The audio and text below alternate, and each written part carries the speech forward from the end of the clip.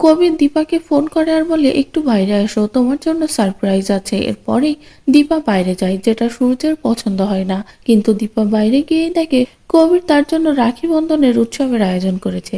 এরপরে কবিরকে দীপা রাখি পরিয়ে দেয়। তারপরে কবির দীপাকে আশীর্বাদ করলে মিশকা সেই ছবিটাই তুলে নেয়। ছবি তুলে নিয়ে সূর্যের কাছে যায় সূর্যকে দেখাবে বলে। আর ঠিক যখনই দেখা হতে যাবে তখনই দীপা এসে হাজির হয়।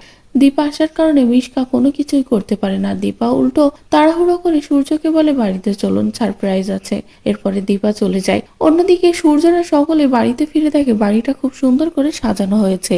এরপরে সকলে বলে সারপ্রাইজটা কি। তখনই দীপা মেঘাকে এনে হাজির হয় করে সকলের সামনে এবং লাবণ্যকে বলে মেঘাকে আপন করে নিতে। এরপরে লাবণ্য মেঘাকে আপন করে নেয় সকলের সামনে। এরপরে হাজির হয় আবার সূর্যের দিদি, যাকে দেখেও সকলে ভীষণ খুশি হয়ে যায়। সূর্য বলে ভাবতেই পারিনি তুমি এমন একটা সারপ্রাইজ দেবে। তো বন্ধুরা, মিশকার প্ল্যানের জল ঢেলে দীপা আবারও সবটা সামলে নিল। তাহলে কি মিশকা কোনোভাবেই কিছুই করতে পারবে না? আর এভাবেই যদি প্রত্যেকটা বার দীপার কাছে হার মেনে যায় মিশকা, তাহলে সেটা দেখতে তোমাদের কেমন লাগবে কমেন্ট করে জানাও। পরবর্তী আপডেট পেতে চ্যানেলটি সাবস্ক্রাইব করো।